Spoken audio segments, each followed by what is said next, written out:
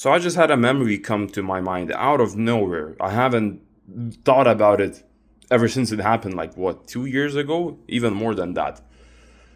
And I'm gonna give you the moral of the story at the end. So, super simple.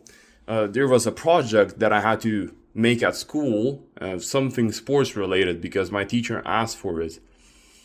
And we had to give a presentation in front of like a whole group of people, teachers. I even think the principal was there, some students who were also making some sort of presentations.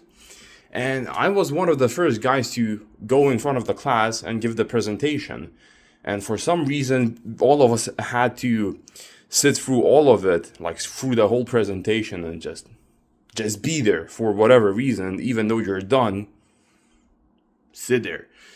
And I didn't want to. And at the same time, I was working on my business. I was starting my business, looking for clients, getting clients, stuff like that. And, I was like, I came up to my teacher. I made some sort of excuse like, I have to go to swimming practice, because at that time I still was swimming. And then she went ahead and talked to the principal, and she excused me, and she let me go. And I had one friend in that class who said that, yeah, no one else went home. Now, what's the main takeaway of that? People use scenarios like these as an excuse. People are constantly seeking for excuses to let their complacency win. What I mean by that is, I know for a fact that every single kid in that class wanted to go back home, because I believe it was a Friday or a Thursday, one of those good days. Everyone wanted to go home, but they weren't going home because they were like, I have to sit because they told us to sit. But you didn't even try to go home.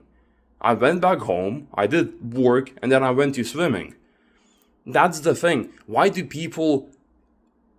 people so lazy and so complacent and they go to a 9 to 5 job?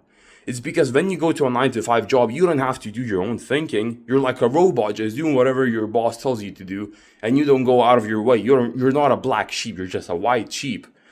So, if you want to achieve extravagant results in your life, you have to take extravagant action. Now, maybe this sounds cringe given what analogy I gave to you, like what example, but if you want something in your life, you have to ask for it. You have to go out of your way to get it.